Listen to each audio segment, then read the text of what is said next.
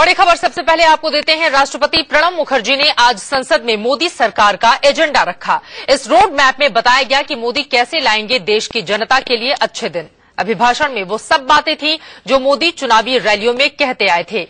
सबका साथ, सबका विकास, एक भारत श्रेष्ठ Bharat, minimum government maximum governance का चुनावी नारा सरकार का एजेंडा बन गया है। देश को अगले 5 सालों तक नरेंद्र मोदी सरकार का एजेंडा क्या रहेगा, इस बारे में पता चल गया है। उम्मीदें लोगों की बहुत हैं। देखना यही होगा कि कितनी जल्दी इंप्लीमेंट मोदी सरकार इन तमाम वायदों पर करती है।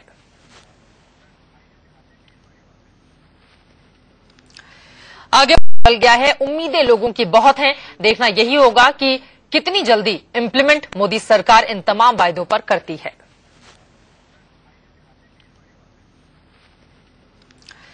आगे बढ़ते हुए आपको बताते हैं 20 बड़ी बातें राष्ट्रपति के अभिभाषण की क्या रही हैं। हम एक भारत श्रेष्ठ भारत चाहते हैं, ये कहा है आज राष्ट्रपति ने। सरकार का एजेंडा सबका साथ, सबका विकास का है। मिनिमम गवर्नमेंट मैक्सिमम गवर्नेंस के सिद्धांत पर चलेगी सरकार।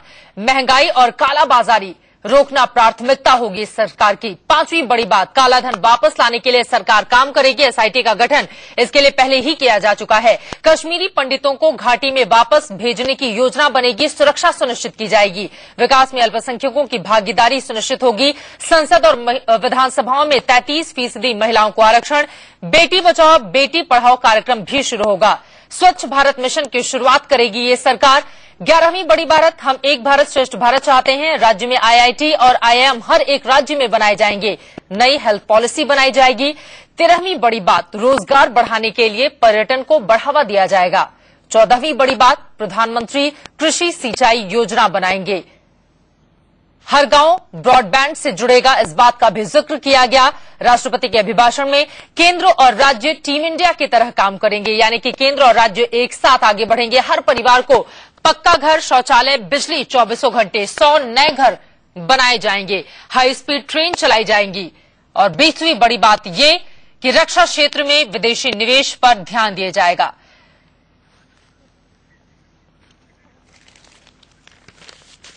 तो ये तमाम वो बड़ी बातें रहीं जिनका जिक्र हमने किया। आपको बता दें कि आज राष्ट्रपति ने मोदी सरकार का अगले 5 सालों का क्या रहेगा एजेंडा, इसको साफ कर दिया है। इसी पर हम चर्चा करेंगे। हमारे साथ खास मेहमान प्रदीप सिंह जी इस वक्त जयपुर से जुड़े हुए हैं और साथ ही मिथिलेश कुमार सिंह हमारे संवाददाता दिल्ली से इस वक्त हमारे साथ मौजूद हैं। सबसे पहले मिथिलेश, आपसे ही ये सवाल, 5 सालों का एजेंडा तो सामने रख दिया गया है, लेकिन अब किस तरह की चुनौती इस वक्त आप मोदी सरकार के सामने देखते हैं? चित्रा, बिल्कुल साफ है। अब तक जो कहा जाता रहा था कि 100 दिन का एजेंडा होगा, मोदी सरकार ने यह साफ कर दिया है नहीं है जी। 7 महीनों का एजेंडा है। यही वजह है कि रोजगार में कहीं भी रोजगार या आप कह लें महंगाई में कहीं भी 100 दिन में महंगाई कम करने की बात नहीं की गई है। वहीं गरीबी की बात की गई है। एक बड़ा मसला है, गरीबी का पूर्ण निवारण करेंगे नरेंद्र मोदी। इसके पहले इस मामले में अलग अलग तरीके अपनाए जाते हैं, लेकिन कुल मिलाकर कहें तो जो चुनाव के दौरान नरेंद्र मोदी ने अपने प्रचार में जिन बिंदुओं को रखा था उसी को समाहित किया है। कुल 16 पन्ने का ये राष्ट्रपति का अभिभाषण था और कुल 50 पॉइंटर्स थे, लेकिन खास ध्यान दिया गया चरमपंथ, दंगा और अपराध को बिल्कुल नहीं सहने की बात कही है। आतंकवाद के साथ जोड़कर इसे देखने की बात कही नरेंद्र मोदी ने। कुल मिलाकर कहें तो अपनी बातों को आगे बढ़ाते हुए राष्ट्रपति के अभिभाषण के जरिए नजर आते हैं। बिल्कुल, नरेंद्र मोदी की ही बातें थी जो अभिभाषण में राष्ट्रपति महोदय की नजर आई हैं। और अब 5 सालों का एजेंडा क्या रहेगा मोदी सरकार का, वो देश के सामने स्पष्ट हो गया है। लेकिन महंगाई कम करना मोदी सरकार की सबसे बड़ी प्राथमिकता होगी। हालांकि ये होगा कैसे, इसका ठोस फॉर्मूला नहीं बताया गया। Inflation continues to be at an unacceptable level, thus putting the Indian economy back on track is paramount for my government. We will work together to usher our economy into a high growth path, rein in inflation, reignite investment cycles, accelerate job creation, and restore the confidence of the domestic as well as international community in our economy. महंगाई एक बहुत बड़ी चुनौती रहने वाली है सरकार के सामने। वहीं राष्ट्रपति के अभिभाषण में यह भी साफ किया गया है कि नई सरकार आतंकवाद और सांप्रदायिक हिंसा किसी भी कीमत पर बर्दाश्त नहीं करेगी। The government will maintain a vigil in the areas of internal security. A policy of zero tolerance towards terrorism, extremism, riots and crime will be pursued. The states will be assisted for modernizing police infrastructure and equipment to tackle new forms of terrorism, including narco-terrorism and cyber threats. A national plan will be chalked out in consultation with the state governments to effectively curb incidents of communal violence and challenges posed by left-wing extremism. My government will take steps to equip the security forces with the latest technology and to improve their working conditions. The country is proud of its armed forces. They serve the nation with professionalism, dedication and valor.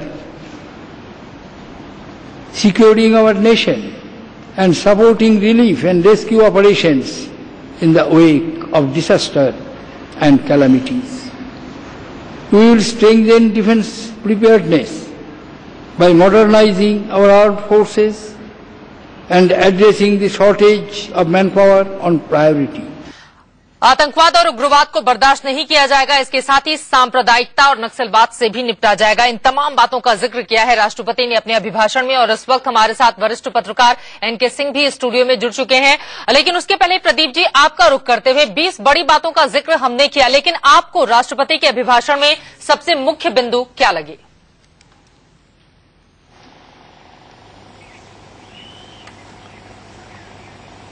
देखिए चित्रा, सबसे खास बात तो ये है कि इस सरकार के पास एक नेशनल विजन है, जो इस अभिभाषण से साफ नजर आता है कि पिछली जो सरकारें रही थीं, अब तक वो जिस तरह से काम कर रही थी, ये सरकार उनसे अलग तरीके से काम करने जा रही है। दूसरा, उसके पास रेटरिक कम है और ठोस बातें ज्यादा है। मेरे को लाइव सटवा दो यार। एक विजन है जिसको लागू करने की इच्छा शक्ति, पॉलिटिकल विल बहुत समय बाद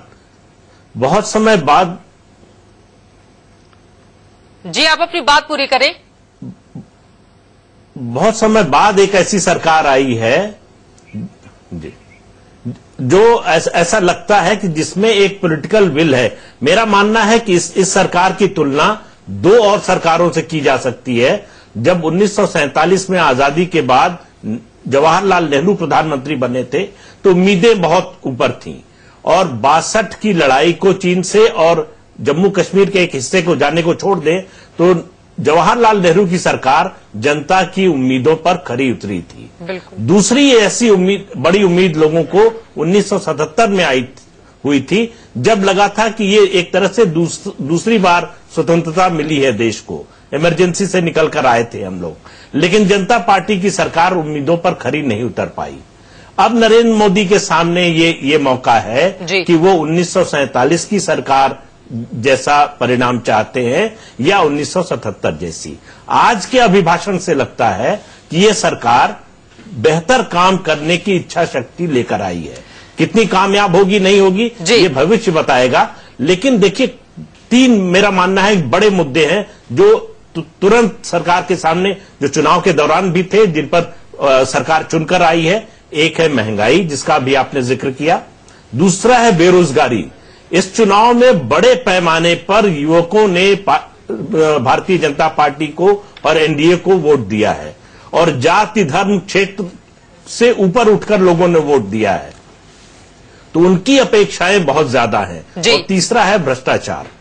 तो इन तीनों फ्रंट्स पर, इन तीनों मोर्चों पर ये सरकार कैसा काम करती है, उस आधार पर इसका आकलन होगा। कम से कम इच्छा शक्ति इस वक्त मोदी सरकार की दिखाई दे रही है और उन्हीं तमाम बातों का जिक्र आज हमने देखा राष्ट्रपति के अभिभाषण में। शरद प्रधान जी भी इस वक्त हमारे साथ लखनऊ से जुड़ चुके हैं, उनके पास में चलूं। लेकिन एनके सिंह साहब, महत्वपूर्ण बातें जैसा कि हमने उनके भाषणों में देखा था, 5T का जिक्र करते हुए tradition, talent, tourism, trade, technology, इस तरह की बातों को लेकर वो लोगों के सामने आए हैं।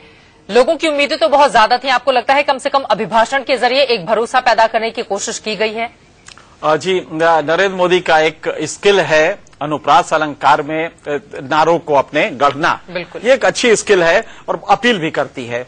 हम तीनों जितनी देर से बात कर रहे हैं, एक भाव है कि नरेंद्र मोदी पे हम सब एनालिस्ट जो हैं उनका भी कितने भी निर्विवाद मतलब कि इम्पैशनेट होके हम जब एनालिसिस करते हैं तो भी ये लगता है कि एक व्यक्ति है जो डिलीवरी करेगा, अपनी बात को अंजाम देगा। ये हम लोग के एनालिसिस में एक शाश्वत भाव है। ये सारी चीजें जो कही है, इसमें कई चीजें हैं जो पिछली सरकारें भी कहती रही हैं, लेकिन कभी अमल में नहीं आए, तो एक डिस्ट्रस्ट रहा है। एक फैक्ट ये है कि नरेंद्र मोदी को पिछली तमाम जो 10 सालों से हम लोग देख रहे हैं और 15 सालों से, उसमें यह लगता है कि नहीं, ये व्यक्ति है जो कि अपनी बात जो कहता है उसको मुकम्मल डिलीवर करना चाहता है।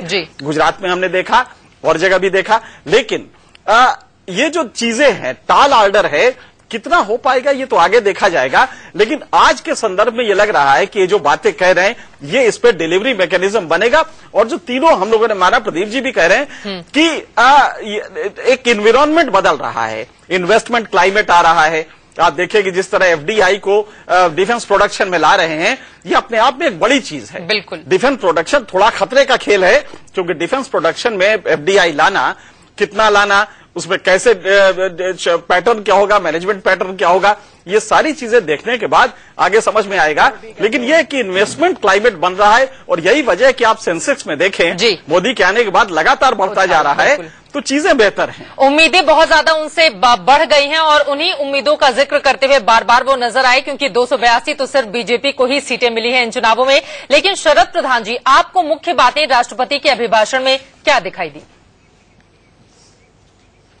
पहली चीज तो मुझे ये लगता है कि भाषण के अलावा ये बताना जरूरी है कि ये जो 282 सीटें मिली हैं, ये बीजेपी को नहीं है, मोदी को मिली हैं। इसीलिए एक्सपेक्टेशंस भी मोदी से हैं और मोदी का व्यक्तित्व भी जिस टाइप का है, उसमें ये लगता है, और जो भी तक उनकी जितने कार्यकलाप रहा है, जो जब से प्राइम मिनिस्टर बने हैं, वो बड़े एक नई शैली है, मनमोहन सिंह से बहुत डिफरेंट है, कुछ इंदिरा गांधी का रिफ्लेक्शन है, कुछ पंडित नेहरू का रिफ्लेक्शन है, और उनमें फोकस इस बात पे है, डिलीवरी पे, कि जो प्लान बनाया है उसको डिलीवर करना है। बिल्कुल, और यही वजह है जिस तरीके से उन्होंने सेक्रेटरीज की मीटिंग करी है, जो बहुत वर्षों बाद किसी प्राइम मिनिस्टर ने करी है, उससे जाहिर होता है कि उन्हें इस चीज का खाली इल्म नहीं है, वो जानते हैं कि डिलीवरी करना अपने इस कॉन्स्टिट्यूशनल फ्रेमवर्क में ये ब्यूरोक्रेसी का काम है।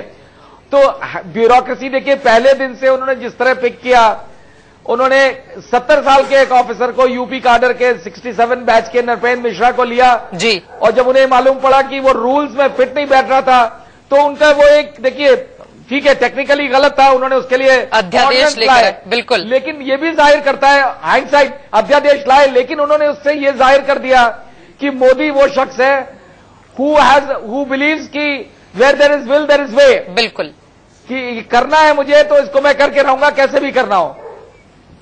बड़े ये सोच डिफरेंस लाएगी इस देश में।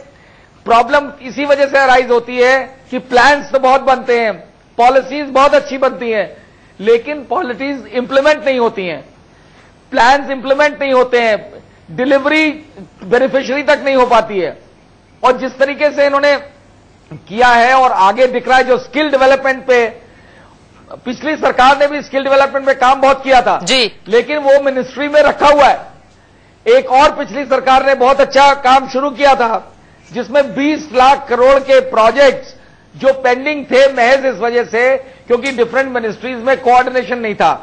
ज्यादातर चीजें एनवायरमेंट मिनिस्ट्री में जयंती नटराजन क्या पड़ी थी, उसमें भी उन्होंने ऐसे ही किया कि एक यूपी काडर के आईएएस ऑफिसर को लेकर के कैबिनेट सेक्रेटरीट में बैठाला और कहा कि इसको लागू करो क्योंकि इससे एम्प्लॉयमेंट जनरेशन होगा। बिल्कुल, कई महत्वपूर्ण बातें आपकी ओर से कही गई। कुल मिलाकर उम्मीदों को और ज्यादा जगाने का काम किया है राष्ट्रपति के अभिभाषण ने, और इस बात के संकेत के अच्छे दिन बहुत जल्द आएंगे। एक छोटे से ब्रेक के लिए हम रुकेंगे, लेकिन इस बड़ी खबर पर लगातार बने हुए हैं।